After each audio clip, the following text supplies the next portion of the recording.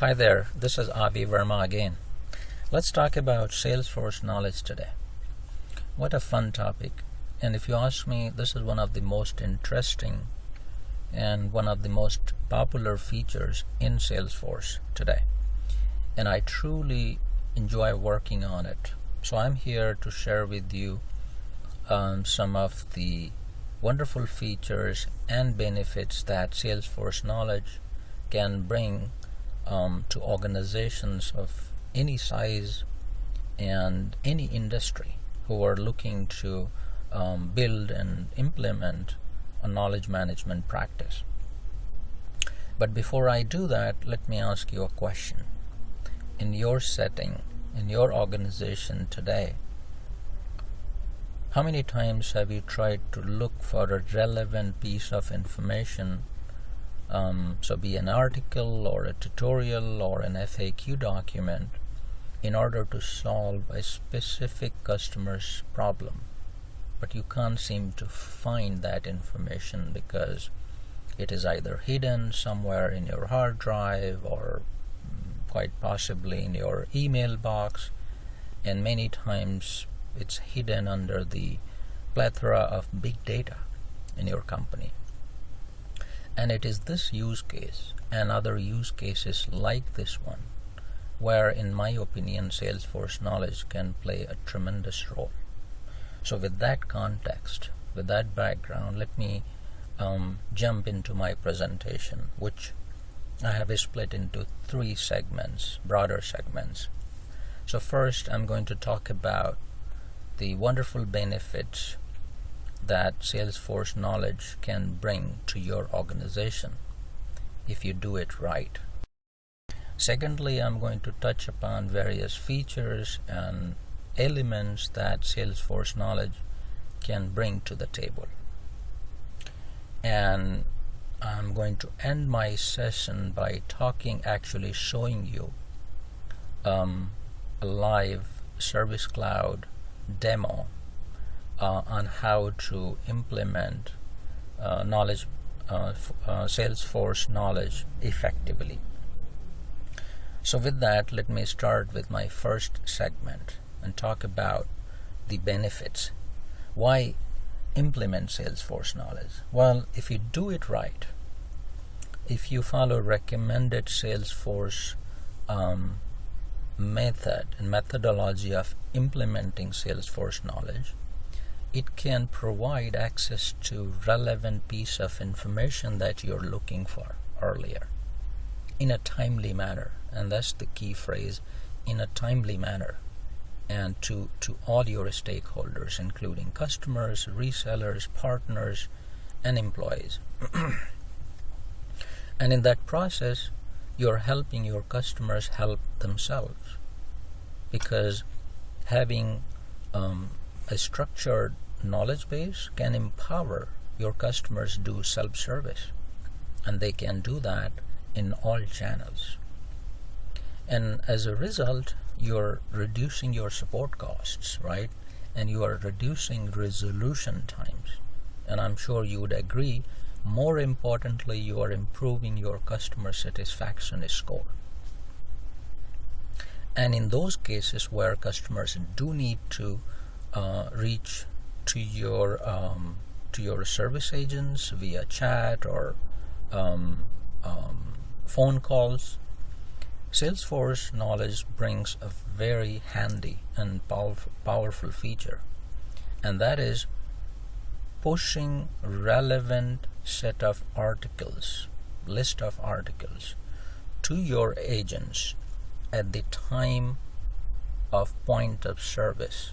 And this is based on the context they're working on the case subject they're working on. So this can be quite a powerful feature to your service agents. Lastly, implementing Salesforce Knowledge can enhance and improve your own organizational knowledge by bringing controlled and disciplined publishing process.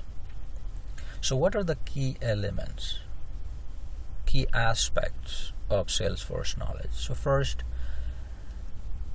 it is represented by knowledge base, where your users and contributors can edit, maintain, and publish content known as articles. So essentially, when we talk about Salesforce Knowledge content, we are talking about articles which are relevant, searchable. And who contributes to the creation of your articles? Obviously, these are your subject matter experts, product managers, your service agents, and many times they can be your customers and partners who are well versed in your products and services. Salesforce Knowledge does follow a well-defined knowledge management SDLC. And also, you can access, once you implement it right, you can access your knowledge base in omni-channels. So be it search or mobile or digital or browser, you're able to put that right piece of information in a timely manner at your customers and partners' hands. And you are creating your knowledge base with certain goals in mind. First and foremost, right, you are creating it to help them solve problems, and to the extent possible, you're enabling self-service culture. And in that process, you are bringing a certain consistency, usability, and structure to your knowledge base. And importantly, you are keeping your articles fresh, relevant, and the way you do it is by soliciting ongoing feedback from your customers and partners. You do categorize your articles into article types, which are sort of custom containers, right? Giving your articles a certain structure and look and feel. Optionally, you can also associate and classify your articles under data categories, which are in a way a representation of your business segments, your product lines, or even geographies. And lastly, Salesforce Knowledge brings very powerful search, ratings, and versioning capabilities and features. So with that, how do we implement Salesforce Knowledge? So I've summarized these 6 essential steps, which in my opinion are required for any Salesforce Knowledge implementation. And later you can enhance them by going over and building your workflow rules, approval processes, limiting access based on data categories, and so on, and building communities. You can further enhance and provide limit access to your partners and communities and visitors and so on. But in today's session, though, I'm going to focus on these 6 key steps and show you how to build Salesforce Knowledge. So going over this slide quickly, first you need to decide on the types of articles you will need for your requirements, right? Then you move on with enabling knowledge. It's just a feature that you enable. Next, you select which knowledge settings need to apply again to your requirements. And then you can continue customizing fields and layouts against each of your article types. You also need to select a publishing layout for each of your channels. And there are only 2 options, actually 3: tab and table of contents. And you can also build custom Visualforce components if you want to bring your own publishing layout. After you have completed those 4 steps, you need to think about who's going to really maintain, edit, and publish articles. And that's the question we'll try to answer in step 5. And once you have published those articles, right, somebody needs to consume and search. And that's what we'll answer in step number 6. So with that, let me go and dive into a live Service Cloud demo and complete our step number 1, right, which is to build in Knowledge, select article types, and I already have 2 article types, FAQ and manual. So let's create another article type and call it tutorial. Okay, I'm leaving description blank, but in your case, if you're doing a real project, obviously you should always describe these things fully with the right context. You can keep this unchecked, and if you wish, you could track field history, but I'm leaving it unchecked. In deployment status, again, I would recommend that you make it in development state when you are working and customizing your article types and your editing layouts and so on. And once you have completed the complete definition, you should turn this into a deployed state, which means you are ready to publish these article types. So I'm going to select deployed so we can start working on it right away, and let's do a save. So this is where you see details on the article type that we just created, right? API name and object name, and a list of standard fields. And this is where you can add new custom fields or edit your layouts and create dependencies. So we just finished doing step number 1. What about this one, enabling knowledge? Now this one, unfortunately, I can't show you because you can do this only once, and I have already done, in other words, I've already enabled knowledge in my dev environment. But this is simply a checkbox. So assuming you have done it, let's move to step number 2 and select which knowledge settings would apply or would make sense to our environment. So let's go back to knowledge and select settings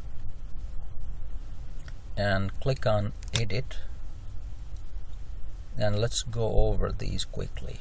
So general settings, it is asking whether you would want users to be able to create and edit articles from the articles tab. So it makes sense, so keep it checked. You can also check whether to activate validation status field, and if you select it, you basically get a new pick list, and it tells you whether an article has been validated or not. Next, it is asking whether you would want users to add external multimedia such as video content. So let's keep it checked. Next, would you like to show article summaries in article list views and in which channels?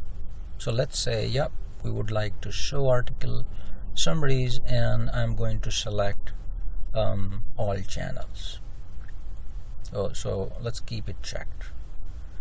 Knowledge 1 is relatively a new Salesforce concept, but very powerful one.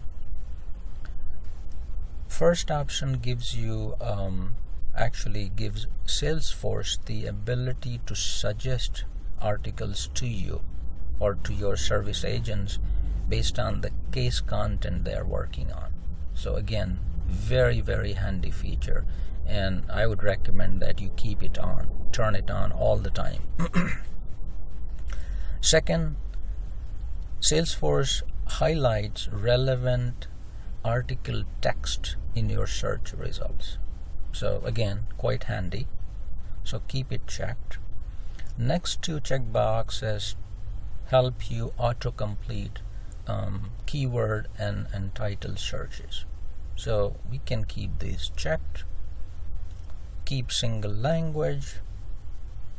Case settings, I would again highly recommend that you keep this option checked all the time, because it lets you create articles from cases.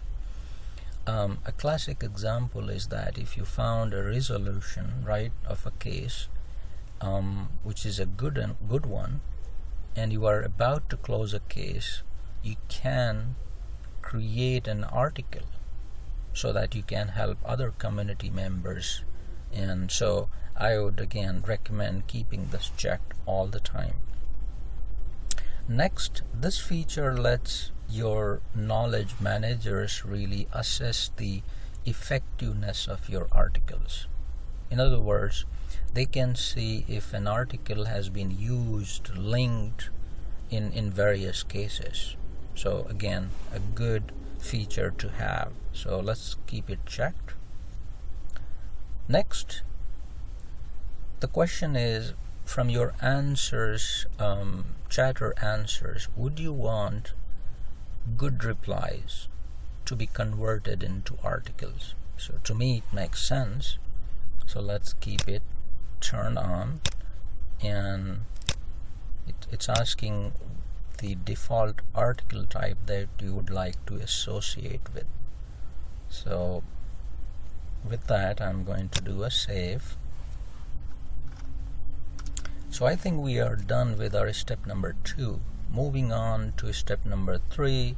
This is where you're going to customize your article types, right? And the way you do it is by defining custom fields and also editing layouts. So let's go back and select the article type tutorial and create one or two custom fields. So I'm going to create actually just one field called description. So let's say next and call it a description. And again, I'm leaving description and help text blank, but I would never advise you to do that in a real project. Click next. Okay.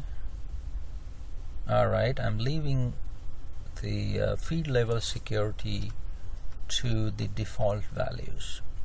But in your case, I would recommend that you review these things line by line for the visibility and read-only settings. Let's say proceed and say next. Now it is confirming, asking actually whether you would want this custom field to be present in the layout, which makes sense. So let's save it. And so we just added a custom field called description, right? You see __C that tells you that it is custom description field. You can add more as per your business requirements. And so we just completed part 1 of step 3. Let's go and edit our layout a bit. Okay, so you come here, and as you can see in article type tutorial, you have only one field called description. I mean, which is okay, but let's assume your project requires to have title field present, and let's say you also need to have summary field be present, right? This is a bit more sensible. So we have 3 fields. So we just done a quick and dirty edit layout exercise. So we are done with the step number 3. Moving on and selecting a publishing layout. right, for your channels. And you do that in here in channel displays. So click edit, and as you can see, I've already selected tab as being the publishing layout for internal apps, partners and customers, and table of contents layout for the public knowledge base. You could change as per your requirements, or for that matter you could have a custom Visualforce page if you wish. So let's keep the way it is and save. So we are just done with, I think, first 4 steps. So what about granting permissions to knowledge managers, right? So they can edit and maintain and publish articles. So let's jump to step number 5. So first thing you do is you create a new profile and call it a knowledge manager profile, right? Makes sense. And the best way to create a new profile is selecting a standard one, this one, and just clone it and call it knowledge manager, right? Okay, so once we are done, next thing is that you go to object settings. And just to give you a bit of context, Salesforce Knowledge treats article types as objects, and hence the reason for coming to this area. So here you can select your article types, tutorial or FAQ. Actually, let's select FAQ. Currently, Knowledge Manager profile doesn't have any permission access to FAQ article types. So let's give one, actually give all of them: read, create, edit, and delete, right? Okay, and you can do this and repeat for other article types, again depending on your business requirements. So let's say we also need to give access to the manuals article type to the knowledge manager profile. Okay, so we'll do the same and give read, edit, create, and delete permissions to the knowledge manager profile.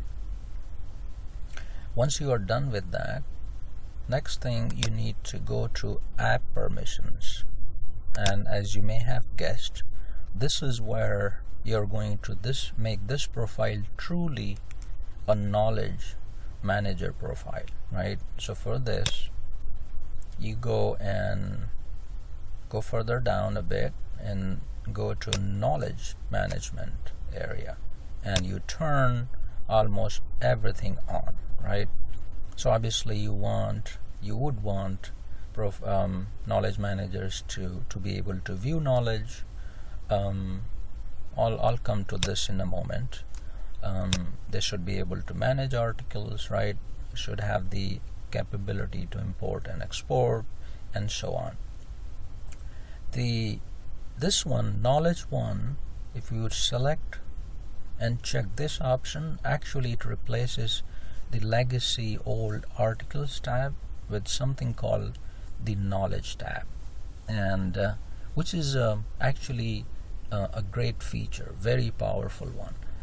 It can bring federated search and a nice look and feel and better experience to your users. So by federated search, I mean you could include searches from your external content such as SharePoint.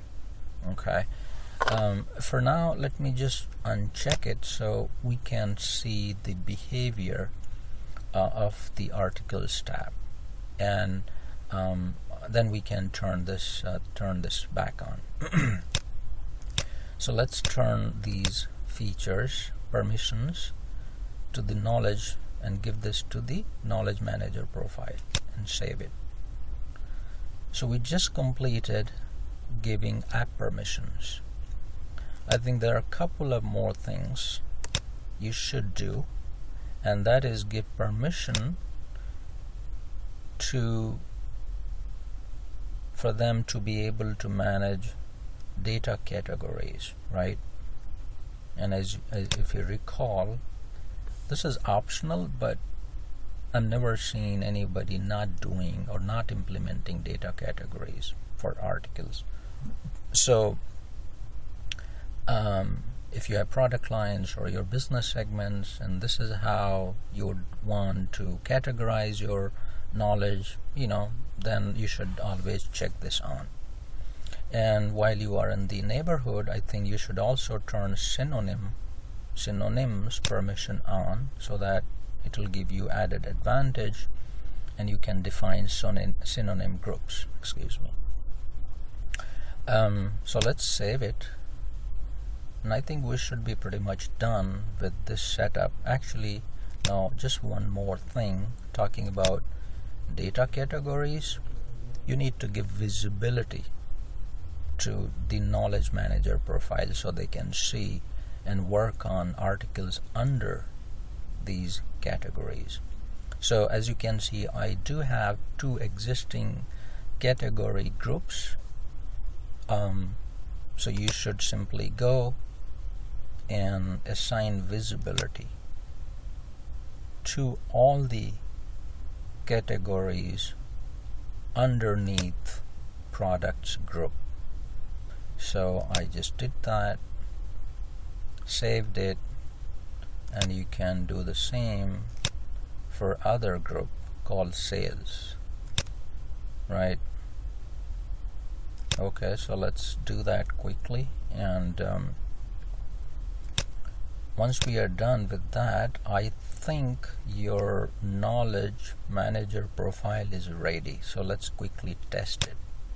And what are we going to test? We are going to see whether a knowledge manager can now create and publish and edit articles. So let's log in. Actually, before you log in, you may need to make someone a knowledge manager, right? So let's do that. And don't forget to turn knowledge user feature on and save it. So you just made someone a knowledge manager. So let's log in as one and go to, as you may have guessed, we are looking for the article management tab. That's where you manage your knowledge base, right? So let's go to the article management tab, and there you go. This is where your knowledge managers are going to manage articles, and they can view different state of your articles in draft and published and archived state. They can do search, or they can further filter articles under categories that we just gave this profile access to, rather visibility to. And as you can see, I've already defined few test articles so in published state. So this is what you see as the knowledge manager. Now you can preview to see how others would see this. So I don't know if you still remember, but we had assigned tab publishing layout to internal apps, and that's why you see preview appearing in a new tab. So this is how FAQ article types will appear to this channel, and you can test how it's going to look to the public knowledge base in your sites and to your customers. So this is where you test actually your preview. Okay, so it looks all good. So let's log out and become the administrator again, so we can experiment with certain things. So we just completed step number 5. So what about step number 6? And if you recall, this is about making users as readers, right, consumers of your published articles. So they can see articles tab, actually article tab, or better yet, they can see knowledge tab. So let's go and create a new profile. Again, how are we going to do it? By selecting and cloning an existing standard user profile and call it a knowledge user profile. And I don't think you need to do a whole lot here other than giving read access, right, to the article types, again, as per your requirements. So let's say we just need to give access to FAQ article type to this profile, and you just need to enable read permission, and that's it. So we are done. And quickly give this profile, again, as you may have guessed, visibility into the data categories. So let's do that for just at least one of these, and I'm going to select all categories under products group. And again, I'll show you in the next tutorial where and how we define data categories and how you control visibility. So here, let's do a save, and let's check one more thing quickly. Go to app permissions, right? This is where you made a profile to be really a knowledge manager profile by going to the knowledge management section. So here, as you can see, everything is unchecked, which makes sense. Obviously, knowledge users should be able to view knowledge, so it's turned on. Knowledge 1, in this case, let's keep it checked.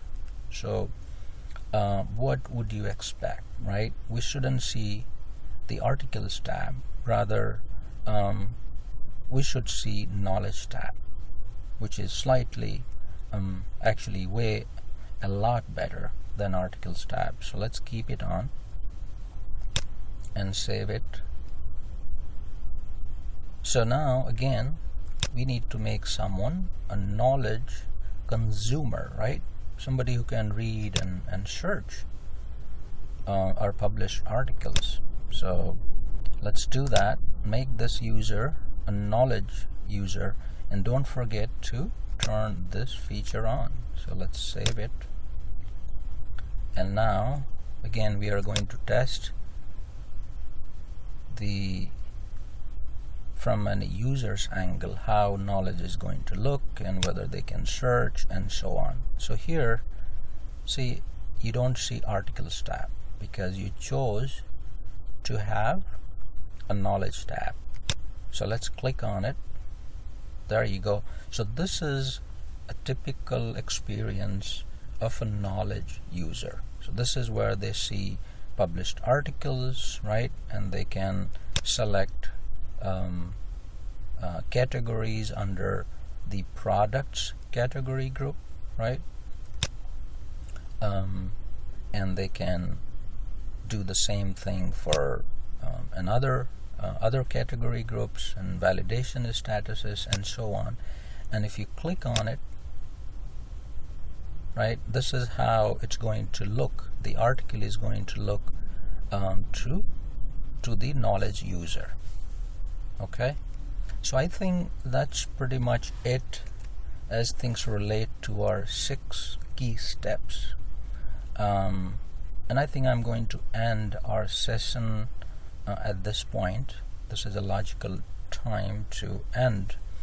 And please expect 1 or 2 more tutorials on these topics. Okay, but for now I'm going to sign off, and I would like to thank you for watching, and take care. Bye bye.